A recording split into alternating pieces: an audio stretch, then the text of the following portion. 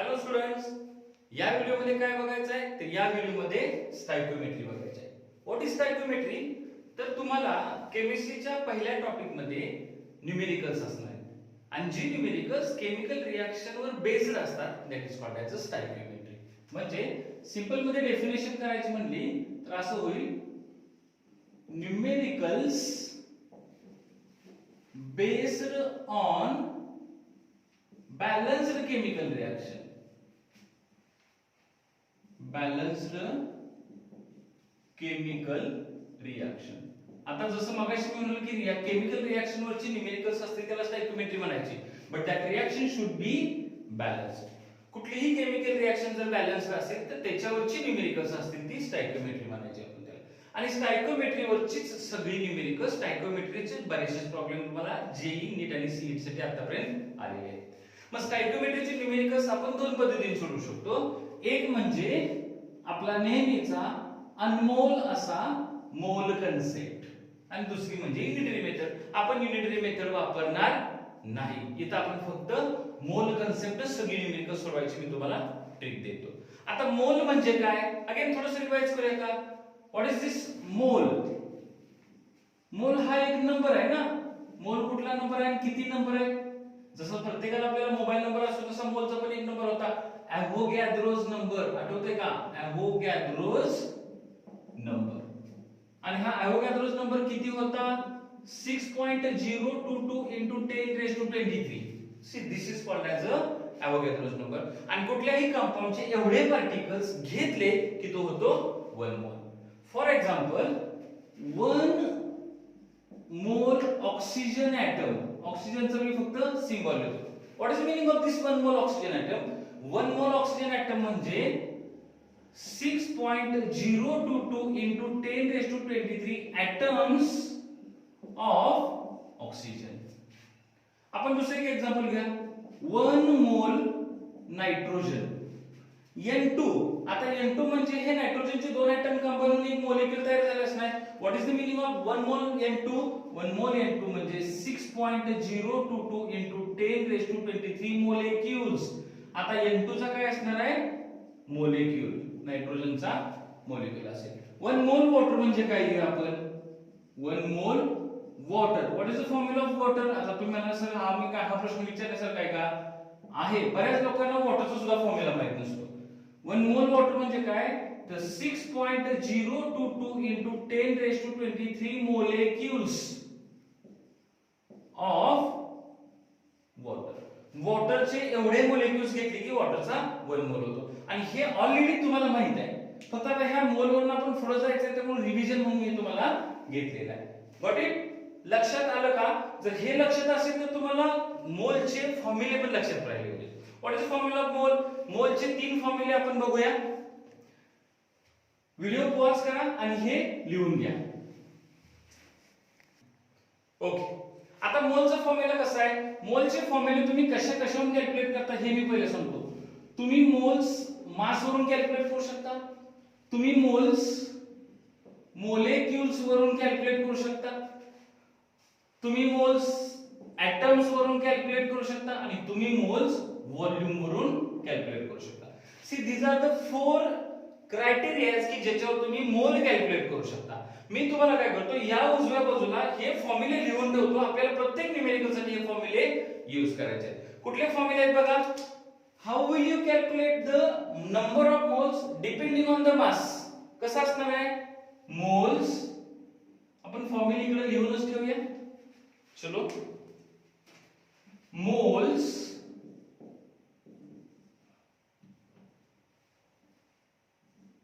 moles is equal to given mass upon, आठवतंय का? Molecular मास. आणि समजा ॲटम दिला असेल तर त्याच्याऐवजी आपण काय घेत होतो? चलो ॲटॉमिक मास वरून घेऊया आपण दुसरा फॉर्म्युला. चलो.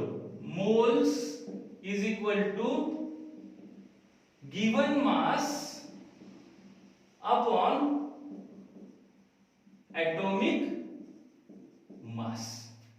मास वरून हे दोन फॉर्म्युले ऑलरेडी तुम्हाला येत आहेत. चलो मोलेक्युल्स वरून कसं काढणार आहे तुम्ही? Moles is equal to given molecules. तुम्हाला न्यूमेरिकल मध्ये दिलेल्या मोलेक्युलची संख्या घ्यायची, number of molecules that is called as given molecules divided by how many 6.022 into 10 raised to 23. आता सांगितलं ना एवढे मोलेक्युल्स म्हणजे 1 मोल, तर दिलेल्या मोलेक्युल्सला ह्या अवेगोद्रोस नंबरने जर आपण डिवाइड केलं तर तुमचे काय राईट नंबर ऑफ मोल्स येतील. How will you calculate depending on the volume. आठवतंय का लास्ट लेक्चरला झालेलं होतं. Moles is equal to given volume divided by काय होतं आठवा मोलर व्हॉल्यूम ऍट एसटीपी. हे सुद्धा ऍट एसटीपी असणार. मोलर व्हॉल्यूम होतं किती. मोलर व्हॉल्यूम साठी मी काय करतोय तुम्हाला इथं मी व्हॅल्यू लिहून ठेवतो 22.414 लिटर किंवा इथं सुद्धा लिहून ठेवतो 22.414 लिटर. हे तुम्हाला 4 फॉर्म्युले वापरायचे इथून पुढच्या प्रत्येक न्यूमेरिकल साठी. मग आता काय करूया बघा हे लिहून घ्यायचेच आहे तुम्ही. आता 1 बाय 1 आपण काय करूया न्यूमेरिकल सोडूया. पहिलं तुमचं न्यूमेरिकल असेल असं बघा find the number of moles present in option काय किंवा तुम्हाला न्यूमेरिकल मधलं पहिलं न्यूमेरिकल काय बघा 11.2 litre of N2 gas at STP. दुसरं काय कॅल्क्युलेशन्स आहेत बघा 16 ग्राम ऑफ मिथेन. बरोबर आहे ना. चलो तिसरं काय आहे तर 12 into 10 raised to 24 molecules of gas. आणि चौथा आहे 49 ग्राम ऑफ H2SO4. चलो आपल्याला ही 4 न्यूमेरिकल सोडवायचे आहेत. आणि ह्या 4 न्यूमेरिकल मध्ये दिले काय तुम्हाला पहिल्यामध्ये दिले 11.2 लिटर ऑफ नायट्रोजन गॅस दिलाय एसटीपी ला त्याचे मोल्स काढायचे. दुसऱ्यामध्ये काय दिले 16 ग्रॅम ऑफ मिथेन दिलाय त्याचे मोल्स काढायचे. तिसऱ्यामध्ये तुम्हाला 12 into 10 raised to 24 molecules of gas दिले त्याचे मोल्स काढायचे. आणि चौथ्यामध्ये काय दिलं 49 ग्रॅम ऑफ H2SO4 दिलेला आहे. आता इथे चारही फॉर्म्युले वापरता येतील का आपल्याला. चलो तर पहिला फॉर्म्युला कसा यूज करणार बघा. तुम्हाला काय दिले 11.2 लिटर. लिटर मध्ये आपण काय देतो व्हॉल्यूम दिलेला आहे ऍट एसटीपी. एसटीपी म्हणजे काय standard temperature and pressure. Standard temperature and pressure किती असतं 0 डिग्री सेंटीग्रेड टेम्परेचर असेल 1 एटमॉस्फिअर प्रेशर असेल तर आपण काय म्हणतो एसटीपी कंडिशन म्हणतो. मग या एसटीपी ला नायट्रोजनचे एवढे लिटर असतील तर त्याचे मोल्स किती असणार. मग कुठला फॉर्म्युला वापरणार तुम्ही 1 2 3 4 डिपेंडिंग ऑन द व्हॉल्यूम. चौथा फॉर्म्युला वापरूया काय मोल्स इज इक्वल टू म्हणजे n is equal to given mole given volume किती आहे व्हॉल्यूम 11.2 लिटर डिवाइडेड बाय काय मोलर व्हॉल्यूम किती असतं 22.4 लिटर. आन्सर किती येते 0.5 मोल्स. याचा आन्सर आहे तुमचं 0.5 मोल्स. चलो त्याला कॅल्क्युलेट करूया का. काय दिले तुम्हाला ग्राम मध्ये काय मोजतो आपण मास मोजतो. मिथेनचं मास मोजतो. मग कुठला फॉर्म्युला वापरायचा गिवन मास पहिला given mass divided by molecular mass because methane is a molecule. मग याचा फॉर्म्युला कसा होईल n is equal to given mass किती आहे 16 divided by methane. What is the formula of methane. मिथेनचा फॉर्म्युला मी इथंच लिहितो CH4. CH4 चं मोलेक्युलर मास. एव्हाना तुम्हाला सगळ्यांना कॅल्क्युलेट करता आलं पाहिजे. तुम्ही लास्ट लेक्चर मध्ये मोल कन्सेप्ट शिकवला त्यावेळी तुम्हाला हे सगळं लिहून दिलं होतं. कार्बनचं ऍटॉमिक मास किती असतं कुठल्याही मोलेक्युलचं मोलेक्युलर मास कसं काढायचं त्या मोलेक्युल मधल्या सगळ्या ऍटमच्या ऍटॉमिक मासची बेरीज करायची. मग याच्यामध्ये किती ऍटम्स आहेत टोटल 5 ऍटम आहेत. एक कार्बन आणि 4 हायड्रोजन. तर एका कार्बनचं किती 12 ग्रॅम. एका हायड्रोजनचं किती 1 ग्रॅम. मग एका कार्बनचं 12 ग्रॅम एका हायड्रोजनचं 1 ग्रॅम. मग इथे हायड्रोजन आहे 4 म्हणजे इथे किती होईल 12 + 4 = किती होणार 16. म्हणजे मोलेक्युलर मास झालं 16 डिवाइडेड बाय 16 = 1 मोल. चलो तुम्हाला काय दिले बघा तिसऱ्यामध्ये 12 × 10⁻24 मोलेक्युल्स ऑफ गॅस दिले. मग मोलेक्युल्स वरून मोल्स काढण्यासाठी आपला फॉर्म्युला कुठला 3 नंबरचा फॉर्म्युला. कसा वापरणार गिवन मोलेक्युल्स किती आहेत मोलेक्युल्स इथे दिले बघा 12 × 10⁻24 n इज इक्वल टू काय येतं 12 × 10⁻24 डिवाइडेड बाय काय Avogadro's number 6.022 into 10 raised to 23 round figure calculation करा 6 1 6 6 2 12 हे 23 ला हे 23 मधलं घेतलं 1 राहिलं 2 into 10 raised to 1 is equal to 20 हे पण आलं that is a 20 moles what about this 49 gram of H2SO4 दिलेला आहे तुम्ही कसं कॅल्क्युलेट करणार हे तुमच्यासाठी होमवर्क असेल मी हिंट देऊन ठेवतो काय दिले तुम्हाला H2SO4 चा मॉलिक्यूल दिलाय त्याचं तुम्हाला मास दिलेला आहे कुठला फॉर्म्युला वापरणार तुम्ही 1 2 3 4 1 2 3 4 मधला कुठला फॉर्म्युला वापरणार तुम्ही एक नंबरचा फॉर्म्युला वापरायचा given mass divided by molecular mass given mass इथे किती आहे 49 H2SO4 चं मोलेक्युलर मास काढता येते का लिहून पण मी दिलेला आहे मी लास्ट लेक्चर मध्ये किती होणार आहे दोन हायड्रोजनचं 2 एका सल्फरचं 32 एका ऑक्सिजनचं 16 into 4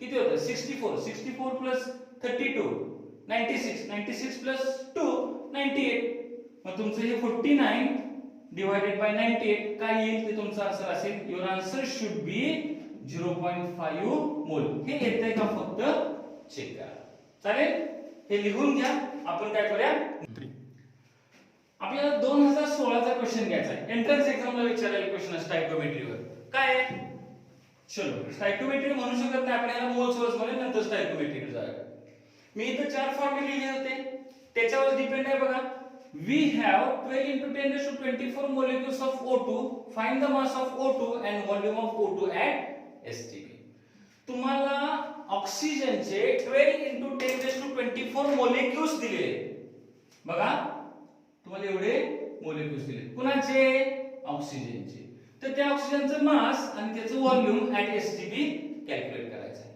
चलो नेहमीप्रमाणे युनिटरी मेथड न वापरता आपण काय वापरायचे आहे मोल कन्सेप्ट वापरायचा आहे पहिल्यांदा काय करूया मोल कॅल्क्युलेट करून घ्या का कसे मोल्स कॅल्क्युलेट करून घेणार ऑक्सिजनचे मोल्स कसे कॅल्क्युलेट करणार गिव्हन मोलेक्युल्स बरोबर आहे का गिव्हन मोलेक्युल्स डिवाइडेड बाय काय आठवा बघू 6.022 into 10 raised to 23 given molecules किती आहेत 12 into 10 raised to 24 divided by 6.022 into 10 raised to 23 round figure calculation करूया 6 1 6 6 2 12 हे 23 ह्यातले 23 लिहिले तर हे 10 raised to 1 राहील 2 into 10 raised to 1 म्हणजे किती झालं 20 मोल्स आता थोडंसं न्यूमेरिकल मध्ये मी बदल करतो तुम्ही काय केले 12 into 10 raised to 24 मोलेक्युल्सचं कन्वर्जन मोल्स मध्ये केलं मग आपण न्यूमेरिकल असं रीड करूया का we have 20 moles we have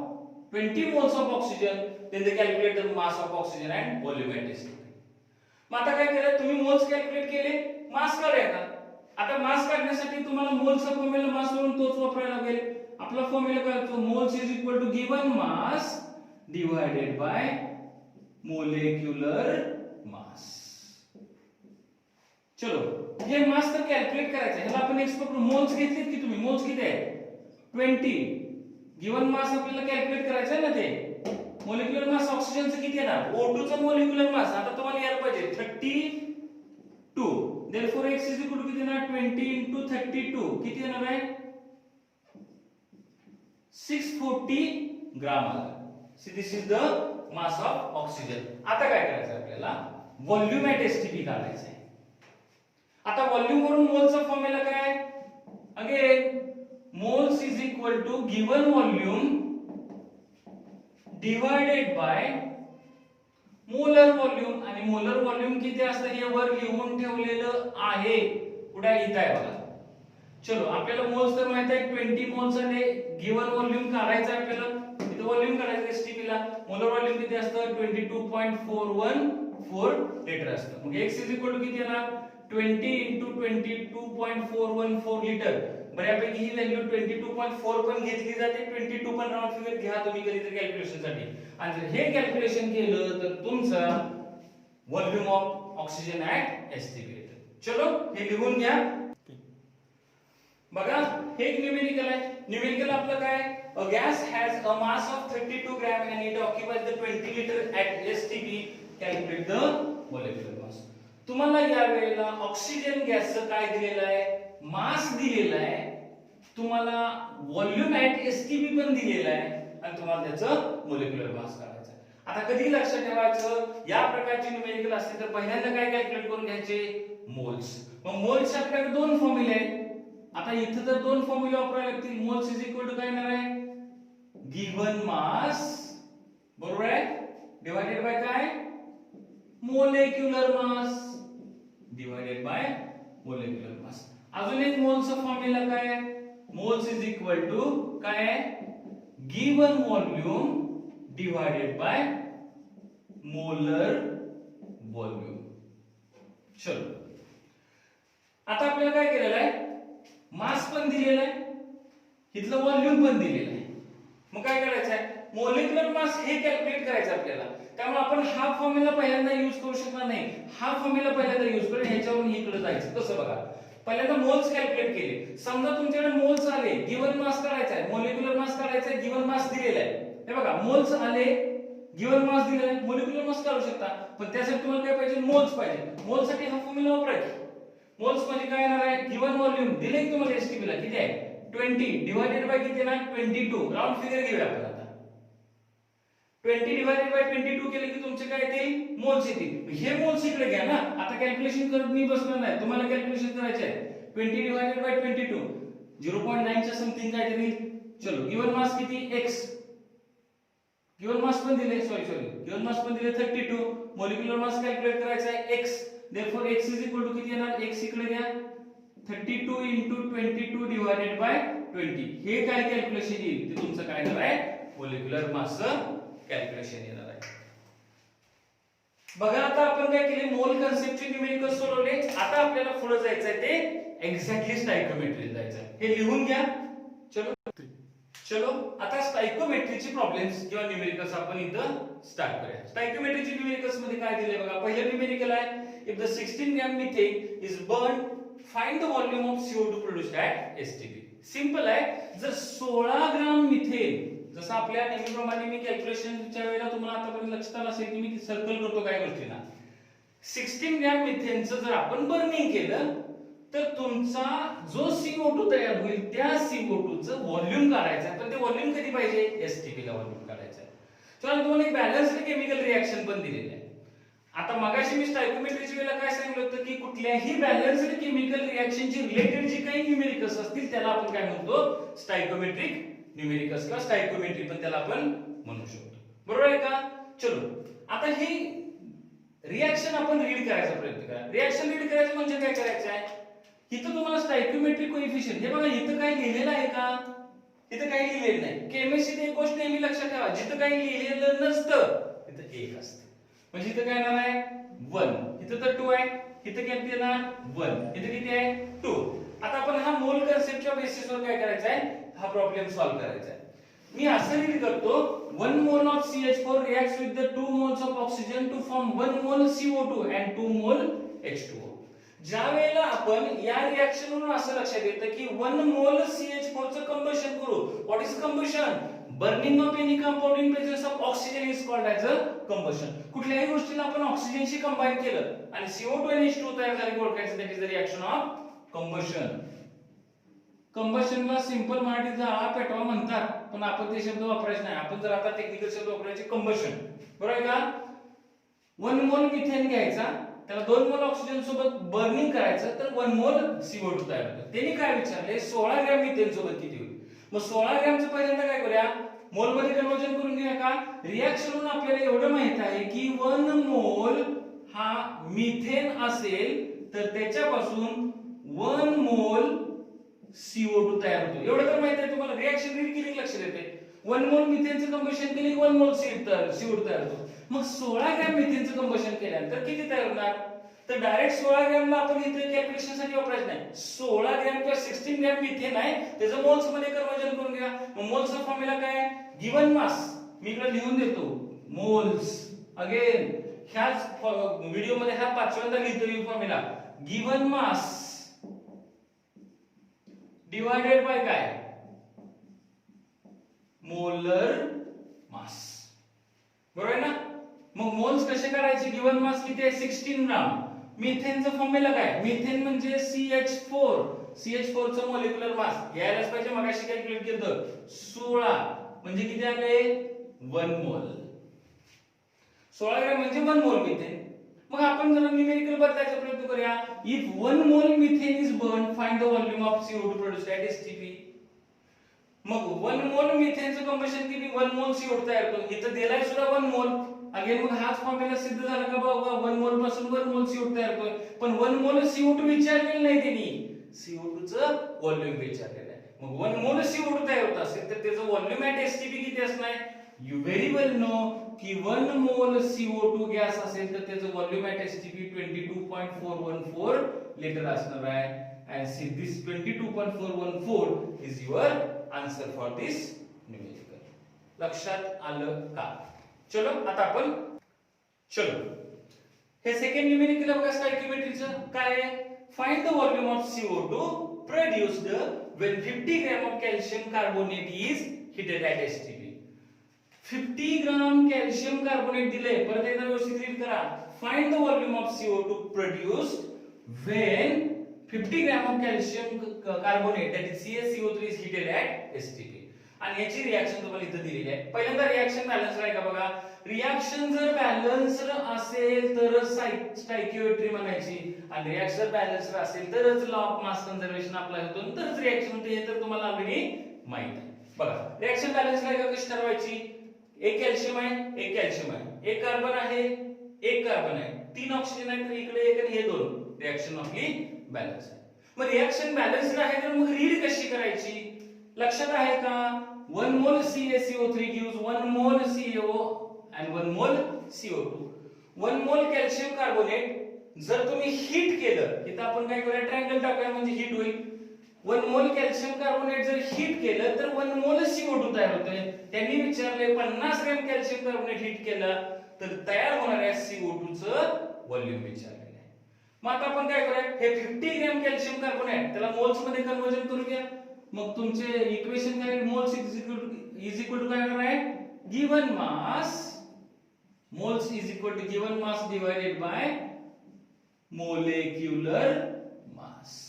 चलो गिवन मास किती आहे? 50 ग्राम आहे. मोलेक्युलर मास चला कॅल्शियम कार्बोनेटचं मोलेक्युलर मास कसं कॅल्क्युलेट करणार? एका कॅल्शियमचं किती असतं? 40. एका कार्बनचं किती? 12. एका ऑक्सिजनचं किती? 16 into 3 म्हणजे 3 ऑक्सिजन येणार. हे 100 येते का बघा? 16 3 48 12 60 40 100 येते. म्हणजे तुमचं किती आलं? 0.5 मोल्स आहे. मग 1 मोल कॅल्शियम कार्बोनेट हीट केलं तर 1 मोल CO2 तयार होत असेल तर 0.5 मोल्स जर कॅल्शियम कार्बोनेट हीट केलं तर किती तयार होणार आहे? 0.5 मोल्स CO2 तयार होईल. आणि 0.5 मोल्स CO2 चे व्हॉल्यूम किती होणार? तर नेहमीप्रमाणे आपला फॉर्म्युला काय असणार आहे? Moles is equal to given volume divided by molar volume. आता मी हे शॉर्ट मध्ये लिहिलेलं आहे. मोल्स किती आले आपले? 0.5 आले. गिवन व्हॉल्यूम तर आपल्याला काढायचं x. मोलर व्हॉल्यूम किती असतं? 22.4. त्याने याला मल्टिप्लाय केलं. x इज इक्वल टू किती येतं? 0.5 into 22.4 म्हणजे किती येतं? 0.5 ने मल्टिप्लाय करतो म्हणजे ऑलमोस्ट 2 ने डिवाइड करतो. 11.2 litre. That is your volume of CO2 at STP. चलो लिहून घ्या हे. चलो आता पुढला प्रॉब्लेम बघूया आपण. प्रॉब्लेमच म्हणलं पाहिजे याला. जे सुटत नाही त्याला प्रॉब्लेम म्हणतो आपण. प्रत्येक प्रॉब्लेमला सोल्युशन असतं, याला सुद्धा सोल्युशन असणार आहे. चलो mass of CO, find the mass of CO2 produced when 58.5 gram of butane is burn. आता कोणाला बर्न करायचं आहे? आता बारी आहे ब्युटेनची. इथं फॉर्म्युला आहे बघा. C this is called as a butane. C4H10 alkane मधलं आपलं चौथं अल्केन ब्युटेन. मग ब्युटेनला बर्न केल्यानंतर CO2 तयार होतो. पण 58.5 ग्रॅम ब्युटेनला बर्न केल्यानंतर किती मास CO2 तयार होणार ते मास काढायचं आहे. स्टॉइकियोमेट्रिक प्रॉब्लेम साठी तुमचं हे केमिकल रिएक्शन बॅलन्स्ड आहे का चेक करा. चलो कार्बन किती आहे तिथं? 4 2 8. तुम्हाला एवढं आता पण लक्षात आलं पाहिजे. मी अगोदर लिहून ठेवतो म्हणजे बॅलन्सच असणार. चलो बॅलन्स बघायची काही गरज नाही. रिएक्शन वरून काय लक्षात येतं? जर 2 मोल ब्युटेन, मी इथं लिहितोय 2 मोल ब्युटेन, जर तुम्ही त्याचं कंबशन केलं किंवा बर्न केलं 2 मोल ब्युटेन पासून 8 मोल किंवा 8 मोल CO2 तयार होतात. 8 मोल CO2 म्हणजे प्रचंड झाले, खूप झाले. तर मग काय 58.5 ग्रॅमचे बघायचे. 58.5 ग्रॅमला पहिल्यांदा मोल मध्ये कन्वर्जन करून गेला. हा तर रेशो आपल्याकडे 2 मोल पासून 8 मोल तयार होतात. तर मग 1 मोल पासून किती राहू द्या 1 मोलचं 58.5 ग्रॅमला मोल मध्ये कन्वर्ट करा. आता फॉर्म्युला लिहित बसत नाही. ब्युटेनचं मास किती? चलो ब्युटेनचं मास तुम्ही कॅल्क्युलेट करायला पाहिजे. ब्युटेन म्हणजे काय C4H10.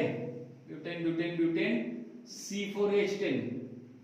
एका कार्बनचं 12 चोक 48 प्लस 10 58. चलो 58 आलं. 58.5 divided by 58 almost it comes around a round figure 1 point something आपण 1 घेऊया. चालेल. चलो आपल्याला किती आले? त्यांनी दिले 58.5 ग्रॅम ब्युटेन म्हणजेच 1 मोल ब्युटेन दिलेला आहे. मग जर 2 मोल ब्युटेनचं कंबशन केलं की 8 मोल तयार होतात. इफ द 2 मोल butane undergoes the combustion or burn it will produce 8 mole of CO2. then if 1 mole butane जर त्याचं वर्णन केलं तर किती होईल? x. therefore x is equal to किती येणार? 8 into 1 divided by 2 म्हणजे काय तुमचं 4 मोल CO2 तयार होईल. पण 4 मोल हे विचारलेलंच नाहीये. तुम्हाला विचारलेलं मास ऑफ CO2 विचारलेलं आहे. मग एका CO2 चं मास किती असतं? CO2 याचं 12 आणि 16 दुनी 32 म्हणजे 44 ग्रॅम. आता हे पटकन तुम्हाला यायला पाहिजे. मग एका मोलचं मास असतं 44 ग्रॅम. तर 2 मोल 4 मोलचं किती येतं? 4 into 44 4 चौक 16 4 1 4 1 4 आणि 4 चौक 16 17 176 gram. That is your answer. म्हणजे किती होणार आहे? मास किती आलं? 176 gram of CO2 is produced when 58.5 gram of butane is burned. लक्षात आलं का?